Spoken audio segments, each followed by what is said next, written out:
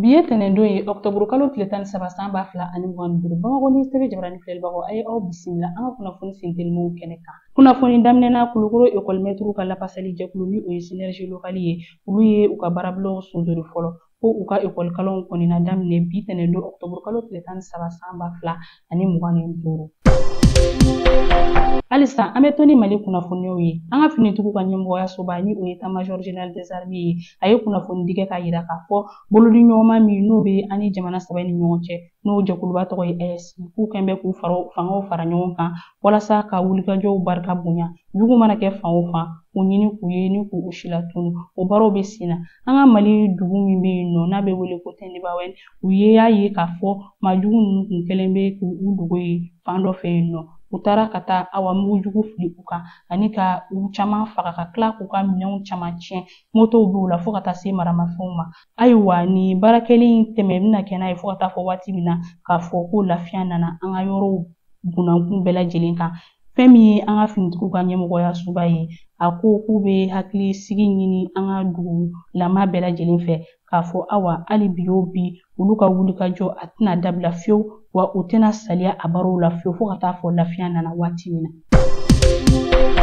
Ameriki jamana kɛlen don ka ɲangini minnu ta ka ɲɛsin malidenw ma u ka jamana kɔnɔna na Mali jamana fɛnɛ y'a laɲini ko o ɲangi kelen ta ka ɲɛsin l'Ameriki jamanadenw ma minnu bɛ Mali jamana kɔnɔna na yan nɔ n'o o dɔ bɛ tali kɛ visa ko la fo ka taa se lahalaya wɛrɛw ma u kɛlen don ka minnu ɲɛsin malidenw ma.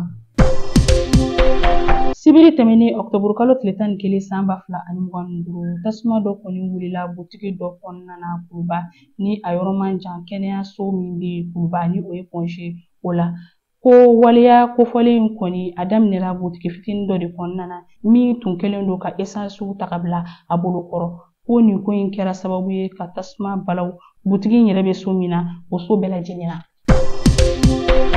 Mali minisiri min ka baaraw ɲɛsinnen don an cɛ ani jamana wɛrɛw cɛ koɲɛw ɲɛnabɔli ni o ye Abilaye Diop ye ale tun bɛ ka kɛnɛba dɔ kɛnɛ dayɛlɛ baaraw sariya Lome ka bɛn ni sibiri ye Octobre kalo tile 11 san 2025 ni o fana bɛ tali kɛ Lome Peace and Security Forum ma a kɛnɛ bonyana karama kun bɛ u ka jamanakuntigi bolo ni o ye Faure Gnassingbé ye ka fara o kan u ka maaba welelen Joseph Boaké o fana tun bɛ kɛnɛ kɔnɔ fo ka taga se Liberiya jamanakuntigi ma ni o ye Olusegun Obasanjo ye ani fana Nigeriya a jamanakuntigi kɔrɔ ale fana tun bɛ kɛnɛ kɔnɔna na ko nin kɛnɛ in yɛrɛ kɛra waati ye maaba caman olu ye kuma ta kɛnɛ kɔnɔna na a kɛnɛ dayɛlɛ baaraw yɛrɛ a kumaw sariyara Togo jamana ɲɛmaa fɛ kɛnɛ in yɛrɛ bɛ ka ɲɛnɛmaya dakun min kan o de ye gɛlɛya min bɛ farafinna jamanaw kan lakanako binakun kan o bɛ se ka wulikajɔ minnu kɛ yaasa u bɛ se ka bɛn ni keleya o sira bɔ farafinna jamanaw kɔnɔna na.